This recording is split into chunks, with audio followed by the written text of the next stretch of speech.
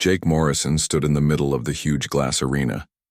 The floor was clear like crystal, and so high up that he could see the entire alien city below. Tall purple buildings reached toward the sky like fingers. Flying vehicles moved between them like colorful birds. The alien sun was red and much bigger than Earth's sun. It made everything look strange and orange. Around Jake, 100 alien warriors formed a perfect circle. Each alien was different from the others. Some had forearms with sharp claws. Others had skin that looked like rock. A few floated in the air without touching the ground. Their eyes glowed different colors, blue, green, yellow, and some colors that Jake had never seen before. The arena was packed with millions of alien viewers. They sat in rows that went up and up until Jake could barely see the top. Most of them had never seen a human before. They whispered to each other in languages that sounded like music, clicking sounds, or deep rumbles. Jake could feel their eyes, watching his every move. 3 weeks ago, Earth had asked to join the Galactic Coalition. It was a group of alien worlds that worked together to keep peace in the galaxy. They shared technology and protected each other from dangerous threats. For humans, joining would mean getting access to faster space travel, new medicines, and knowledge from thousands of different worlds. But the aliens did not want humans to join. Ambassador Klaxeth was the leader who spoke for many alien worlds. He was 8 feet tall with a body like a giant insect. His skin was dark green and shiny.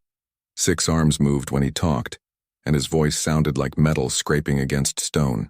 When the human diplomats presented their request, Klaxeth had laughed. "Your species is too young," he had said to the assembled council. "You have only been in space for a few hundred years. We have been traveling between stars for thousands of years. You are weak and slow. Your planet is small and your technology is primitive." The other alien ambassadors had nodded in agreement. The Vorthak representative, who looked like a walking mountain, had crossed his massive arms. The Silvani delegate, whose body seemed to be made of pure light, had flickered with what humans learned was their way of showing disgust. "If you truly believe humans deserve to join our coalition," Klaxeth had continued, "then prove it. Send one of your warriors to face our champions, 100 of our finest fighters from across the galaxy. If your human can survive for just 5 minutes, we will consider your application. When he falls quickly, as we know he will, your people can return to your little world and stay there." The human diplomats had been shocked. It seemed impossible. How could one person fight 100 trained alien warriors? But Jake Morrison had stepped forward immediately. "I will fight your champions," he had said simply. Jake was 42 years old and had served in the Earth military for 20 years. He had fought in 3 different wars and had trained in fighting styles from all over Earth. He was not the biggest human or the fastest, but he was smart, and he never gave up. More importantly, he understood what this fight really meant. If he lost, humans would never be allowed to join the galactic community. Earth would remain alone among the stars. Humans would be stuck on one planet, while other species explored the universe together. But if he could somehow win or even just survive longer than expected, it might change how aliens saw humans forever. The aliens had given him 3 weeks to prepare. Jake had used every hour to study his opponents. He learned about each alien species that would send a champion to fight him. He memorized their strengths and weaknesses. He discovered that the Krillians were very fast, but their hard shells had weak spots where the pieces connected. The Vorthaks were incredibly strong, but moved slowly because they came from a world with heavy gravity. The Silvani could use energy, like weapons, but needed time to focus their power. Most importantly, Jake learned something that the aliens did not know about themselves. Each species was perfect for their home world, but they had never learned to adapt to different conditions. They had specialized in one type of fighting and never changed. Humans were different. Earth was a dangerous planet that changed constantly. Sometimes it was hot, sometimes cold. There were earthquakes, storms, floods, and droughts. The animals were dangerous and the plants could be poisonous. To survive on Earth, humans had learned to adapt to anything. They could change their fighting style, use different tools, and think of new solutions when old ones stopped working. Now Jake stood alone in the arena wearing his combat suit.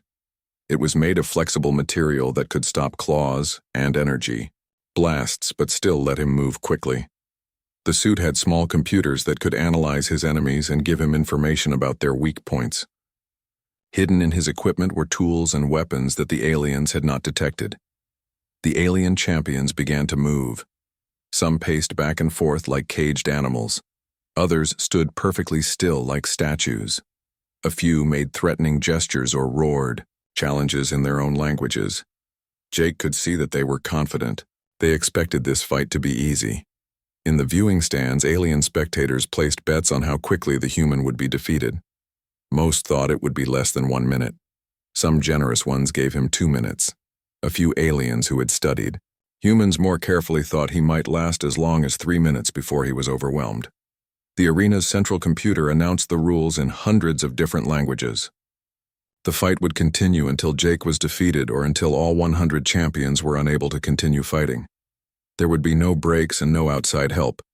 The human would face all of them at the same time. Jake took a deep breath and looked up at the alien crowd. He thought about Earth and all the humans back home who were counting on him. He thought about his daughter Lisa, who was studying to become a space engineer. He thought about all the children who dreamed of traveling to other worlds and meeting alien friends. The ceremonial gong was about to sound. When it did, the fight would begin. Jake moved his shoulders to loosen his muscles and checked his equipment one last time. Everything was ready. The aliens around him tensed, preparing to attack. Their weapons gleamed in the red sunlight. Their eyes focused on him like hunters watching prey. They saw one small human surrounded by an army of the galaxy's finest warriors. But Jake Morrison had spent his whole life fighting against impossible odds. He had grown up in one of Earth's most dangerous cities.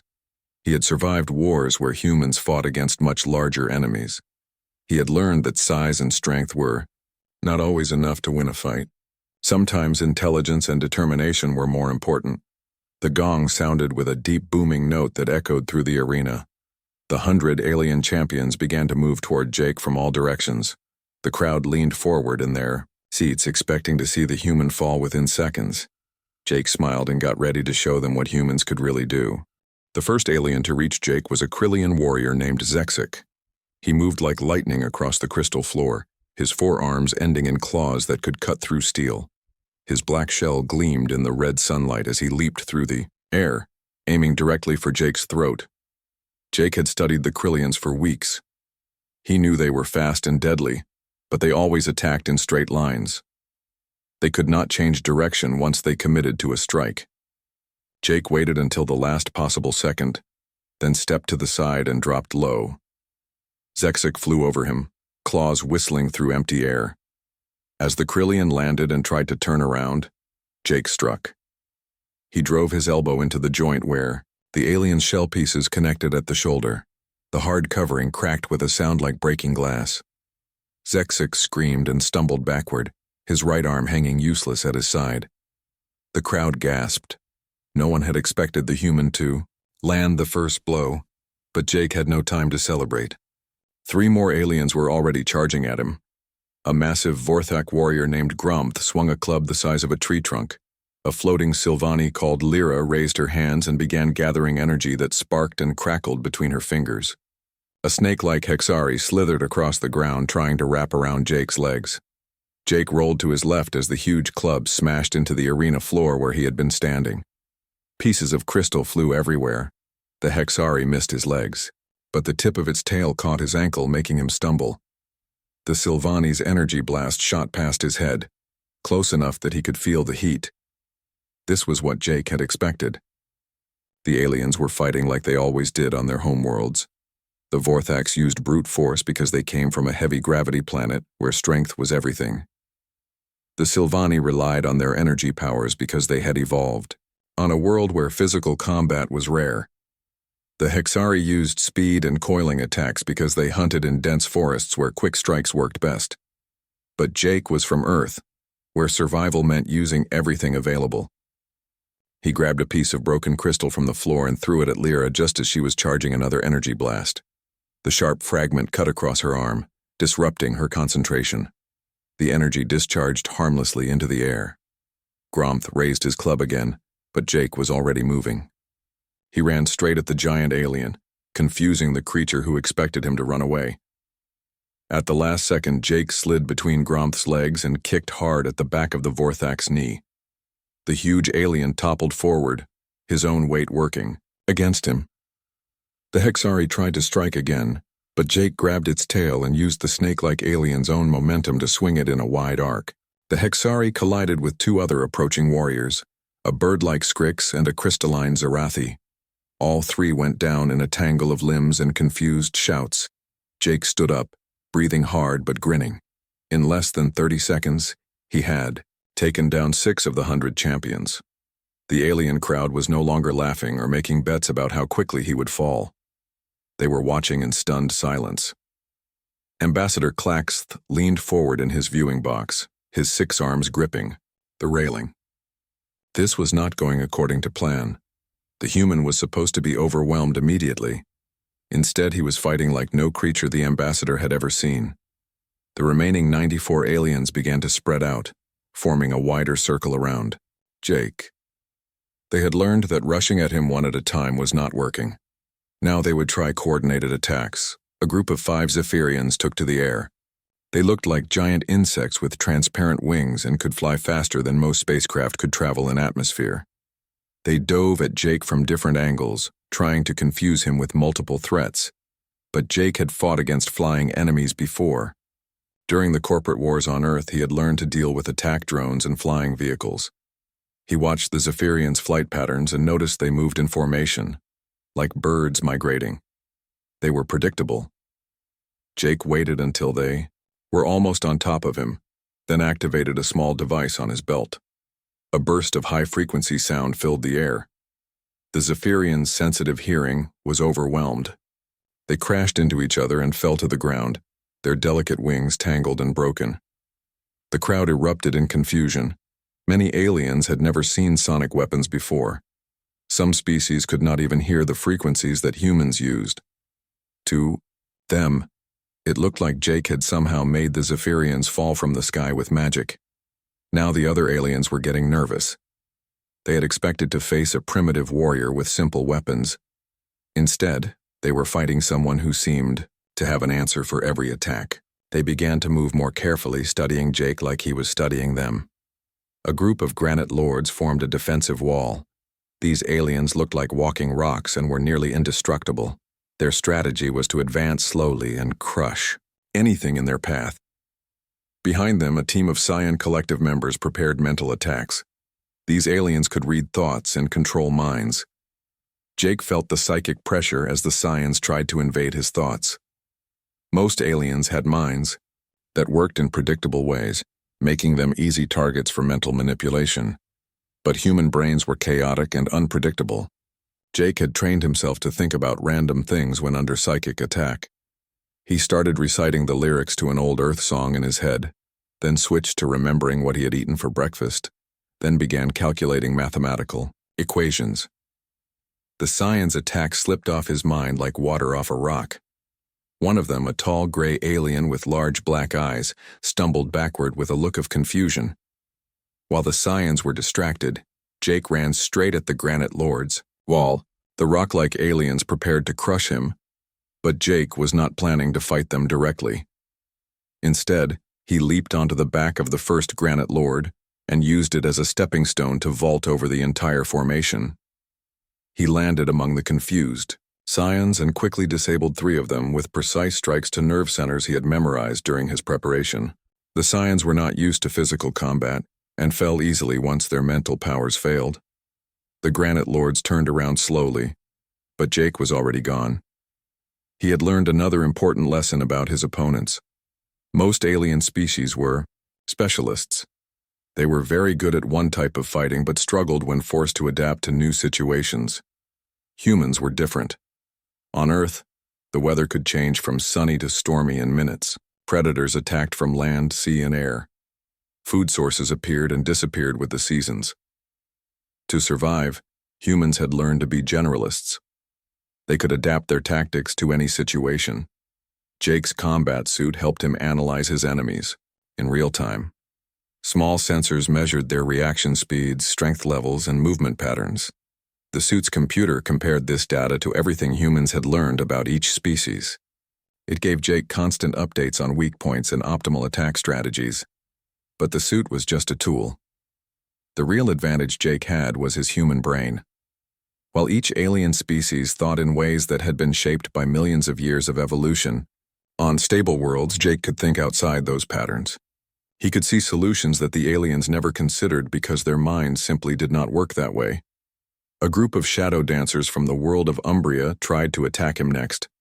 These aliens could bend light around themselves to become nearly invisible. They moved like ghosts across the arena floor, their positions marked only by slight distortions in the air. Jake closed his eyes and relied on his other senses. He could hear their footsteps on the crystal floor. He could smell their alien scent. Most importantly, he could feel the tiny changes in air pressure as they moved around him. When the first shadow dancer struck, Jake was ready. He caught the invisible alien's arm and used a throwing technique he had learned from ancient Earth martial arts. The shadow dancer's cloaking failed as it flew through the air and crashed into a group of watching aliens.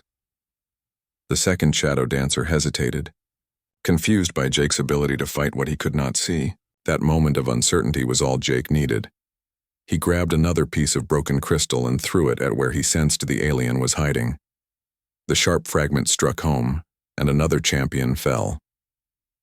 25 aliens were now out of the fight. The remaining 75 began to realize that they were not facing an ordinary opponent. This human was unlike anything they had encountered before. He fought with weapons and techniques they had never seen. He adapted to their attacks faster than seemed possible. Ambassador Claxeth was no longer sitting in his viewing box. He stood, with all 6 arms pressed against the protective barrier, watching in disbelief as a single human systematically defeated the galaxy's finest warriors. The other alien diplomats whispered among themselves in growing amazement and concern. Jake stood in the center of the arena, surrounded by fallen champions. His suit was scratched and torn in places, but he was still standing strong. He looked up at the watching crowd and smiled. The fight was just getting started. The 75 remaining aliens changed their strategy completely. They had watched Jake defeat 25 of their strongest warriors using methods they had never seen before. Now they understood that treating him like a normal opponent would only lead to more defeats. The Void Hunters from the edge of the galaxy stepped forward. These aliens were legendary fighters who had never lost a battle. They wore black armor that seemed to absorb light, making them look like moving shadows. Their weapons could cut through any known material, and they moved with deadly precision. 3 Void Hunters approached Jake from different directions. They did not rush or make threatening sounds like the other aliens had done. Instead, they moved like professional killers, each step calculated and purposeful. Their leader, Drakmor, had fought in 1,000 battles across 50 different worlds. Jake recognized the change immediately. These aliens were not going to make the same mistakes as the others. They knew how to adapt their fighting style to match their opponent. Jake would need to be more careful now. The first Void Hunter attacked with a curved blade that hummed with energy. Jake dodged backward, but the weapon left a glowing trail in the air that burned his skin even from a distance. The second hunter came from his left side, forcing Jake to roll away from both attacks. The third hunter was already waiting where Jake rolled, his weapon aimed at the human's chest. Jake twisted in midair and managed to avoid the deadly blade by inches. He landed hard on his shoulder and scrambled away as all 3 weapons struck the crystal floor where he had been. The arena shook from the impact and cracks spread outward like spider webs. The alien crowd watched in complete silence now. They could see that this fight was different from anything that had happened before. The Void Hunters were using teamwork and advanced tactics. Many aliens began to think that the humans' luck had finally run out. But Jake was thinking several steps ahead. During his weeks of preparation, he had studied not just individual alien species, but also how they worked together in groups. Most aliens fought the way their ancestors had fought for millions of years. Even when they tried to adapt, they fell back on instincts that came from their homeworlds. Jake pulled out a small device that looked like a metal ball. He threw it high into the air above the three void hunters. The device exploded in a burst of bright white light that filled the entire arena. The sudden illumination was blinding after the dim red sunlight that the aliens were used to. The void hunters' black armor was designed to absorb light and hide them in darkness. But the intense white light overloaded their armor's systems. Instead of staying hidden, they began to glow like beacons. Jake could see exactly where each hunter was standing. While the aliens were still blinded and confused, Jake moved quickly. He grabbed a fallen Krillion's weapon and used it to strike the first void hunter at the weak point, where his helmet connected to his chest armor. The hunter's advanced suit lost power, and he collapsed.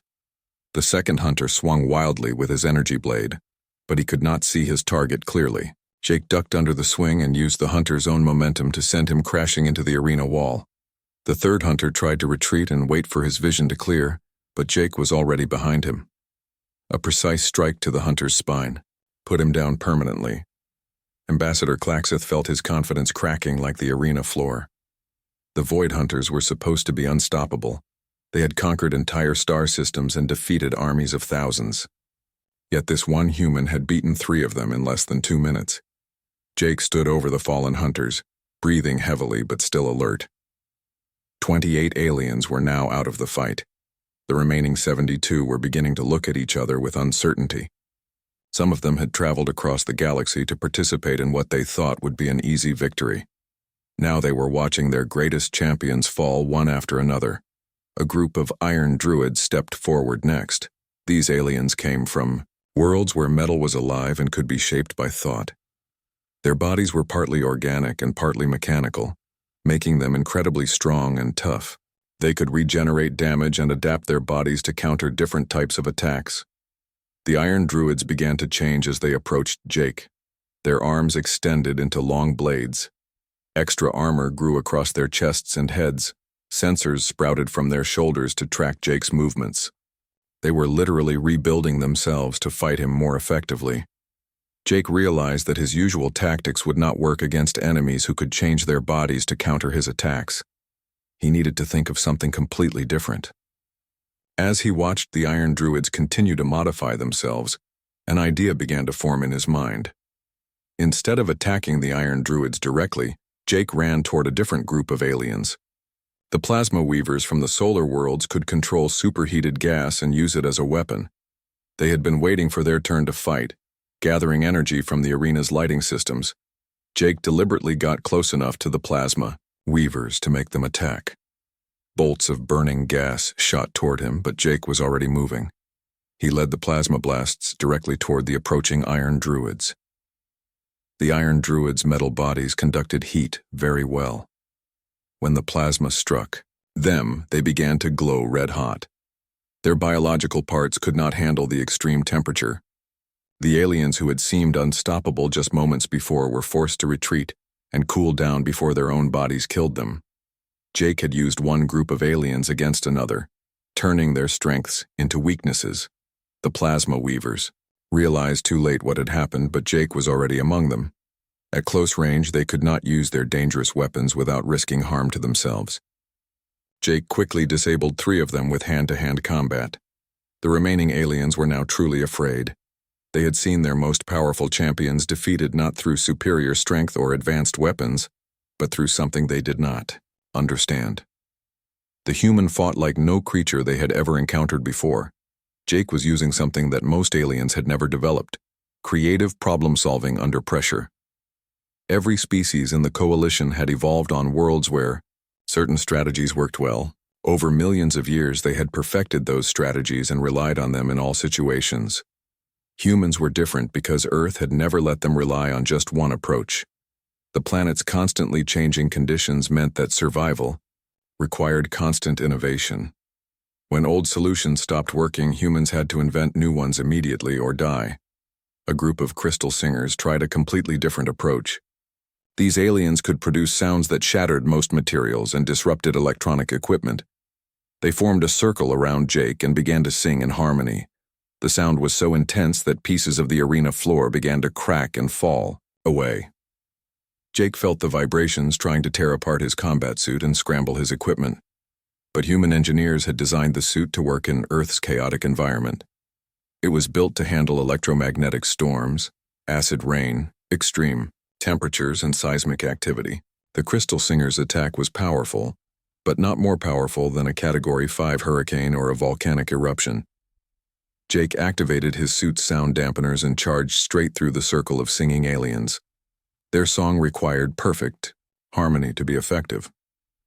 When Jake tackled one of the singers and disrupted the circle, the harmonic frequency collapsed. The other Crystal Singers were caught off guard by the sudden silence and fell easily to Jake's attacks. 37 aliens were now defeated. The remaining 63 began to spread out around the arena, putting more distance between themselves and the human. Some of them were whispering to each other in their own languages, sharing information and trying to develop new strategies. Jake could see the change in their behavior. They were no longer treating this as a simple execution. They were starting to respect him as a dangerous opponent who required their full attention and best efforts. The arena's lighting system was damaged from all the fighting. Some areas were now dark while others were too bright. Pieces of broken crystal covered the floor, making footing uncertain. The air was filled with smoke and strange alien scents. Jake used the changed environment to his advantage. He moved through the darker areas where his human eyes adapted better than most alien vision systems. He used the broken crystal pieces as weapons and distractions. Every change in the arena became a tool that he could use against his opponents. A group of phase shifters tried to use their ability to become partially invisible by existing between dimensions. But Jake had studied their technology and knew that they left small traces of electromagnetic energy when they shifted. His suit could detect these traces and predict where the aliens would reappear. When the phase shifters materialized to attack, Jake was already waiting with precise counterstrikes. Their dimensional abilities were impressive, but they had never fought against someone who understood the scientific principles behind their powers. Jake was winning not because he was stronger or faster than his opponents, but because he could think like they thought and then do something completely unexpected. Every time the aliens believed they understood his fighting style, he changed it completely. The remaining 63 aliens gathered at the far end of the arena for an emergency council. They spoke in hushed tones, their various languages mixing together in a chorus of clicks, whistles, and deep rumbles. Jake could see the fear in their movements even from across the crystal floor. For the first time in galactic history, the Coalition's finest warriors were considering retreat from a single opponent. Commander Veltan of the Star Reapers stepped forward to address the group. His species had conquered 12 different star systems and had never lost a battle. His silver armor was covered in scars from 1,000 fights, and his 4 red eyes burned with anger and confusion. "This human fights like no creature we have studied," Veltan said, his voice carrying across the arena. "He does not follow any known combat patterns. Our battle computers cannot predict his next move because he has no consistent strategy." A tall ethereal named Zixara floated above the group, her translucent body shimmering with nervous energy. "My people have fought for 10,000 years, she said in a voice like wind chimes. "We have faced every type of warrior in the galaxy, but this human uses tactics that should not work together. He combines primitive hand-to-hand combat with advanced technology in ways that make no logical sense." Jake stood in the center of the arena, watching his opponents debate. His combat suit was torn in several places, and he had cuts on his arms and face. But his eyes were still bright with determination. He had been fighting for almost 20 minutes now, far longer than anyone had expected him to survive.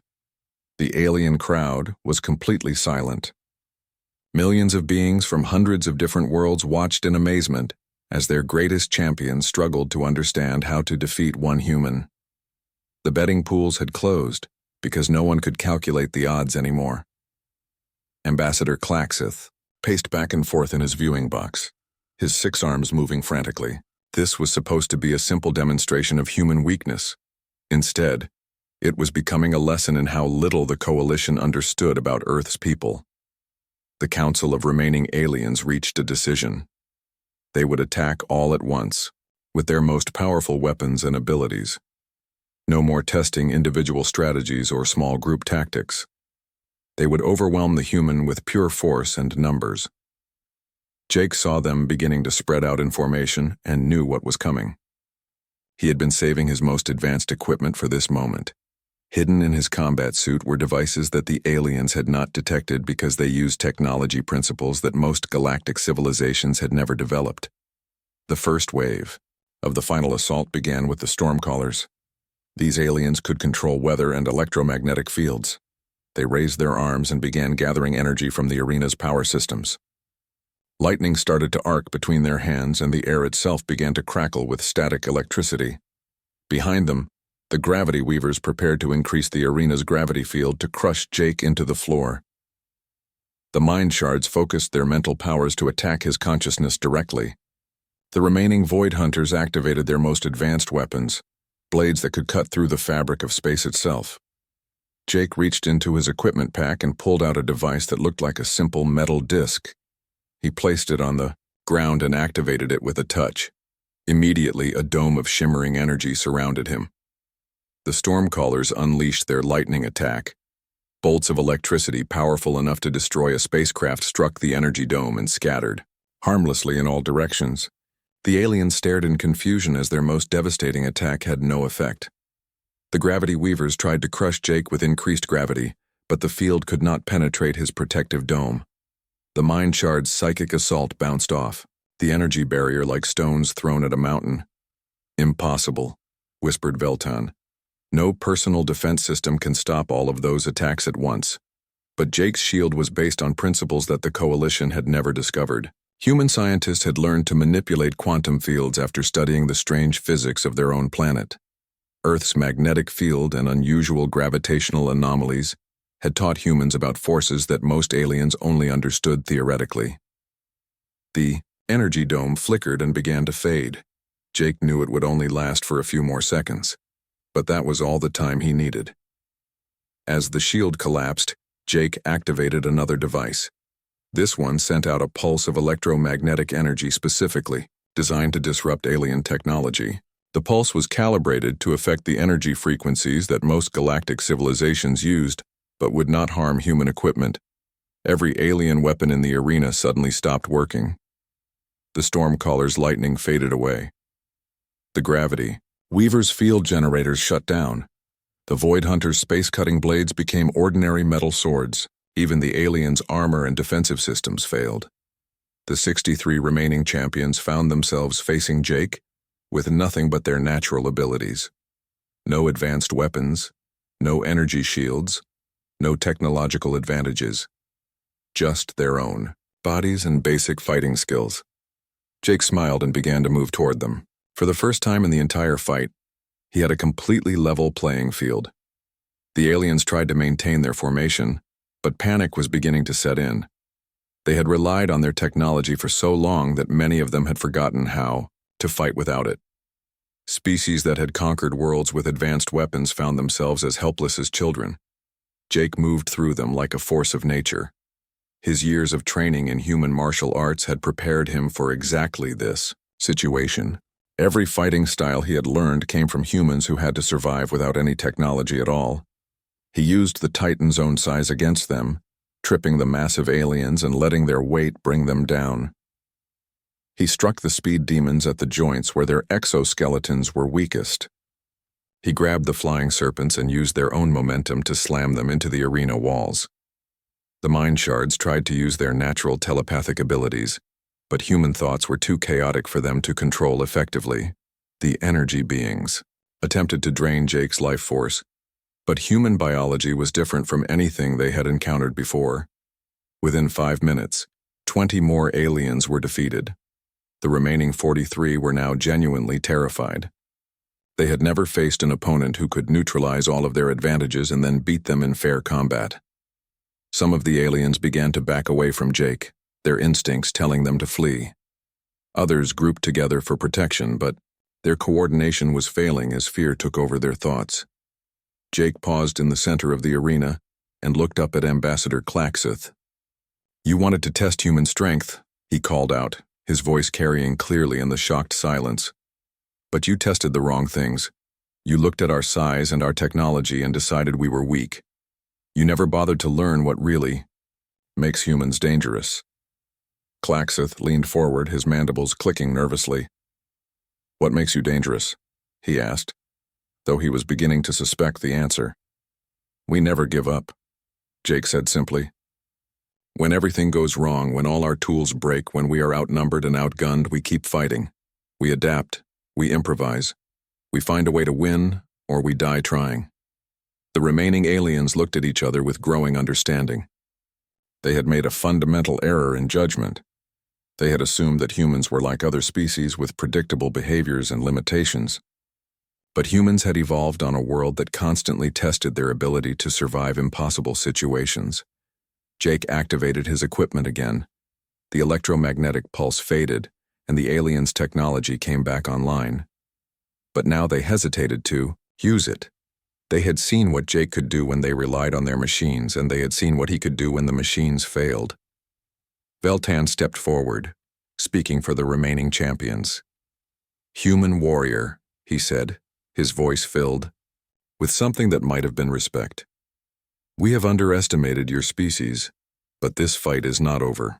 We still outnumber you more than 40 to 1. Jake nodded and settled into a fighting stance.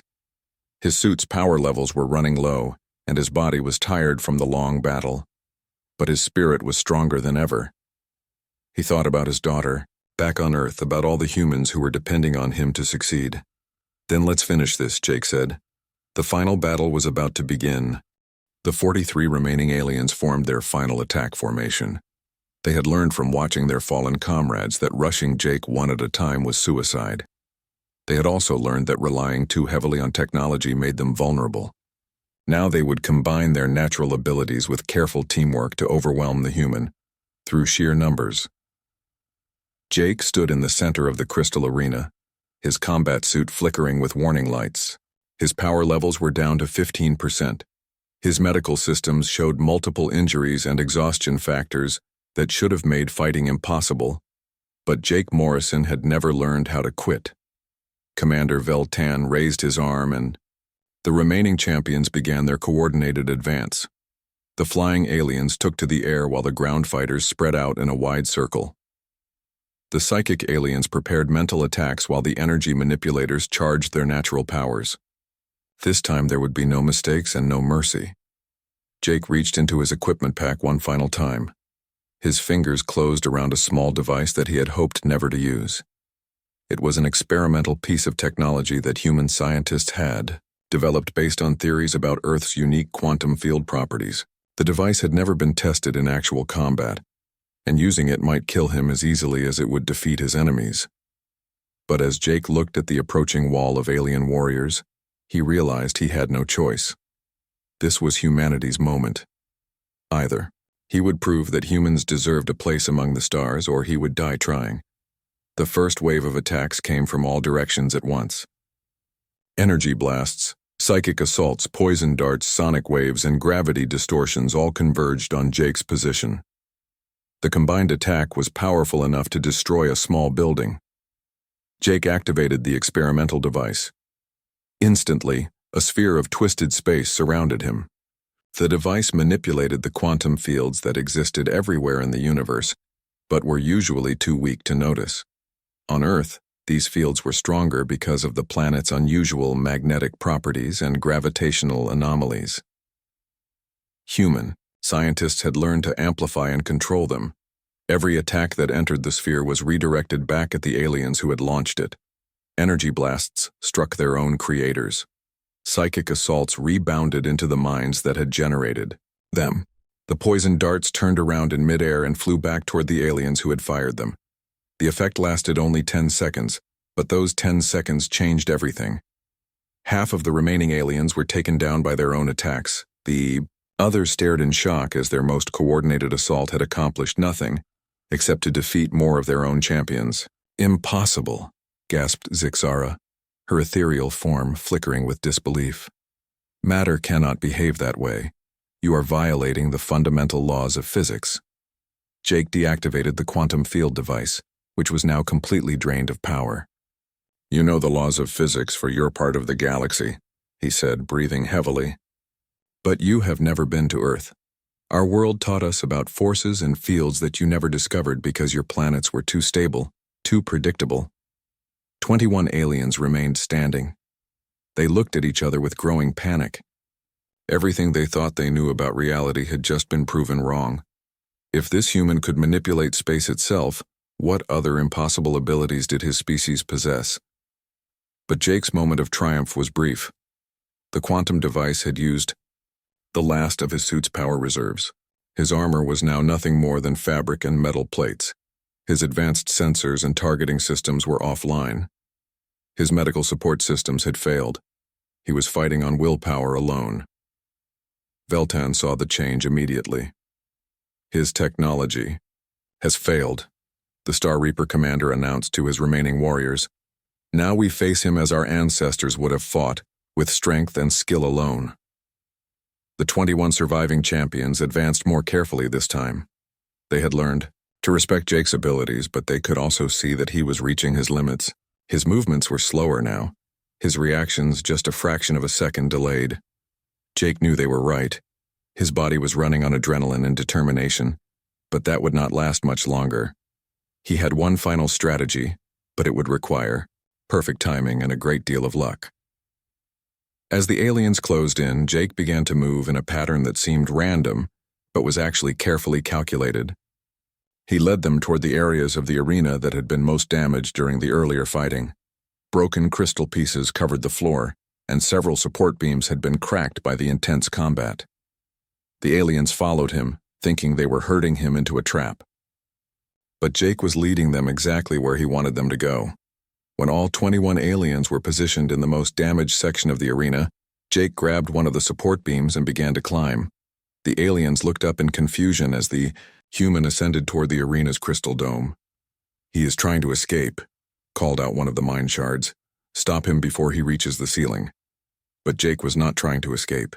At the top of the support beam, he found what he was looking for: the arena's primary structural junction. The entire dome was supported by a complex network of crystal supports that distributed the weight evenly. If that network failed, the whole section would collapse. Jake pulled out his last piece of equipment, a simple explosive charge that was originally meant to breach doors or remove obstacles. He attached it to the structural junction and activated the timer. 10 seconds, he announced loudly enough for everyone to hear. The aliens below looked up in horror as they realized what Jake was planning. The section of arena they were standing on would collapse, taking them down with it. They scrambled to escape, but the damaged floor slowed their movement. Jake leaped from the support beam just as the explosive detonated. The crystal junction shattered with a sound like 1,000 breaking windows. The dome above began to collapse. As the support network failed, huge pieces of crystal crashed down onto the area where the aliens had been standing. The floor cracked and buckled under the weight.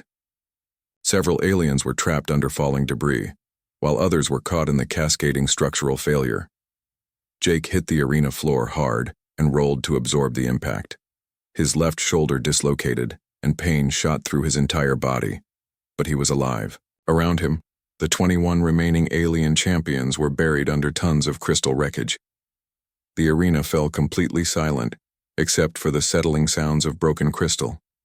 Jake struggled to his feet, his left arm hanging useless at his side.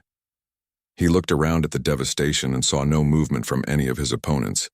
100 alien champions had entered the arena. Now only one fighter remained standing. Ambassador Klaxith stared down at the scene in complete shock. His mandibles clicked frantically as his mind tried to process what had just happened. A single human had defeated the finest warriors from across the galaxy. Not through superior technology or alien assistance, but through tactics and determination that the Coalition had never encountered before. The millions of alien spectators sat in stunned silence. Many of them had traveled from distant worlds to witness what they thought would be a simple execution. Instead, they had seen their entire understanding of warfare and strength turned upside down. Jake looked up at the viewing stands and raised his good arm in victory. Blood ran down his face from several cuts. His combat suit was in tatters and he could barely stand upright. But he was alive, and he had won. The challenge is complete, he called out, his voice echoing through the silent arena. 1 human. Against 100 of your champions, I am still standing. Klaxith slowly descended to the arena floor, stepping carefully around the scattered debris. When he reached Jake, the tall alien ambassador looked down at the battered human with something approaching awe. How? Klaxith asked simply. Jake wiped blood from his mouth and smiled. Because humans do not know when to quit. We do not accept that some fights cannot be won. When you told us we were too weak to join your coalition, you gave us a reason to prove you wrong. He gestured toward the wreckage around them. Every species here was perfect for their homeworld. But humans come from a world that tried to kill us every day for millions of years. We learned to adapt, to improvise, to find solutions when there should not be any solutions. That is what makes us dangerous. Klaxith was quiet for a long moment, processing the implications of what he had witnessed. Finally, he spoke. The Galactic Coalition formally recognizes humanity's application for membership. You have proven that your species possesses qualities that we underestimated. The alien crowd erupted in a mixture of cheers and concerned murmurs. Some species celebrated humanity's victory, while others worried about what it meant to have such unpredictable beings as their allies. Jake nodded and then sat down heavily on a piece of broken crystal. His body was finally giving in to exhaustion and pain. Medical teams from several different species rushed onto the arena floor to provide assistance. As the alien doctors worked to stabilize his injuries, Jake looked up at the red sun shining through the damaged dome. He thought about Earth and all the humans who were watching this moment through quantum communication relays.